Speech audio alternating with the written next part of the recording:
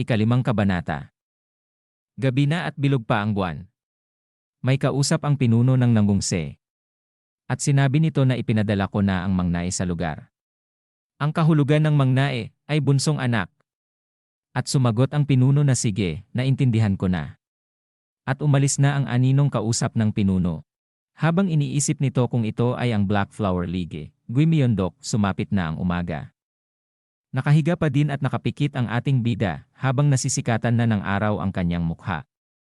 Dahan-dahang minulat ni Nangungmai ang kanyang mata.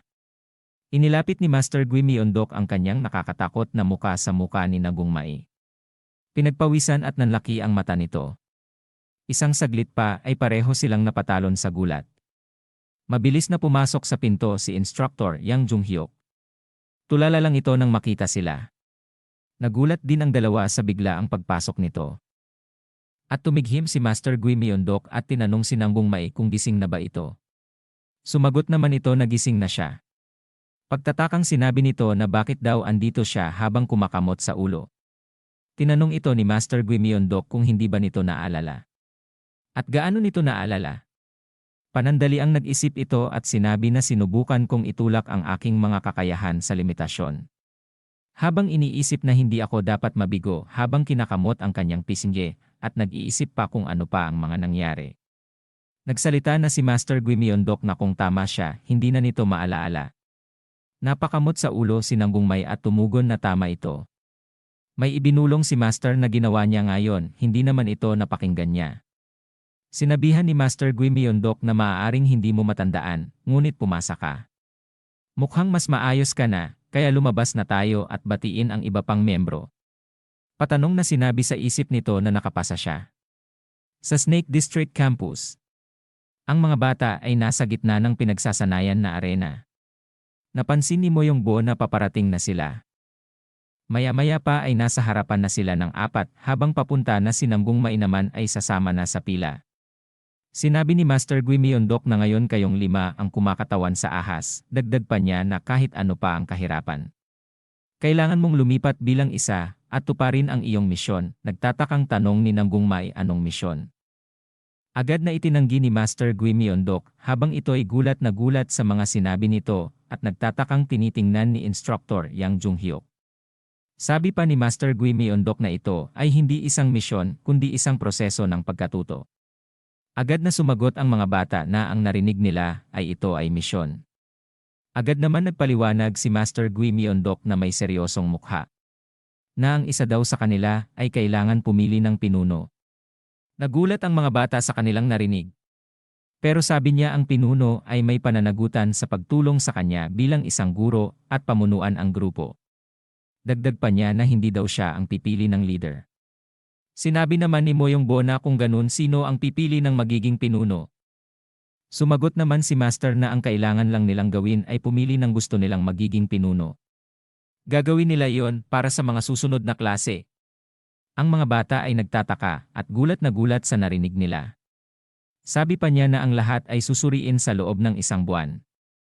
Mukhang masaya daw ito nakangiting sabi niya. Makikita na maraming wasak na kahoy ito pala ay gawa ni Moyong Bo. Sa dami na nawasak na kahoy ang hawak niyang espada ay nagliliwanag at naglalabas ng aura, biglang tinawag siya ng isang tao sinabi nito na yon daw ay isang tagumpay. Tapos sumang-ayon naman si Moyong Bo habang gumagaling ito. Ang tao palang ito ay ang kanyang ama. Sinabi niya sa kanyang anak na siya ang susunod na pinuno. Kaya hindi dapat makontento ito sa kanyang kasalukuyang mga kasanayan. Ang ama niya pala ay ang pinuno ng pamilyang Moyong Seis at ang kanyang pangalan ay Moyong Gang. Dagdag pa ng ama niya na siguro henyo siya sa mga mata ng madlang tipo, pero sa angkan ng Moyong ay nakakahiya. Alam niya daw yun kaya naman gagawin niya ang kanyang makakaya at italaga ang kanyang sarili na maging susunod na pinuno ng Murim. Sinabi pa ng kanyang ama na kailangan niya makapasok sa Baikmukwan at gumawa ng isang tagumpay. Sinabi ng ama niya na ang kanilang angkan na Moyong ay dapat na, sinagot agad ito ni Moyong Bo na sila ang dapat mamumuno. Matalas na tingin ang binigay ng kanyang ama. Sinabi ni Moyong Bo na maging pinuno. Iyon ang magiging unang tagumpay niya. Balik tayo sa kasalukuyan. Napatikom ng kamao si Nangungmai. Sinabi niya sa sarili niya na pag pumasa daw siya, at maging pinuno ng class nila, ay kikilalanin na siya ng mga kapatid niya sa loob ng 3 buwan. Makikita na seryoso din ang ibang estudyante sa panukala ng master.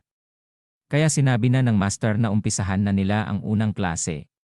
Kaya naman inumpisahan na rin ipamigay ang maliliit na lagayan, sinabi pa niya na ang maliit na gamit na ito ay naglalaman ng ilang mahahalagang bagay. Dagdag pa niya na kung titingnan nila ang loob ng bag, makakakuha sila ng pinakamababang puntos.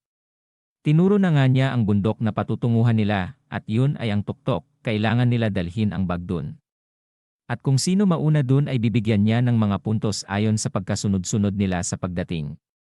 Pagkatapos nun ay may ngiting may balak na gawin ito. Bago sila umalis pinaalalahanan sila na maaring may ilang panganib papunta dun.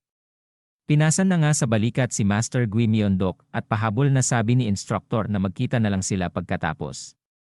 Mabilis na nga nagtakbuhan ang mga bata at nagpapaunahan na sila.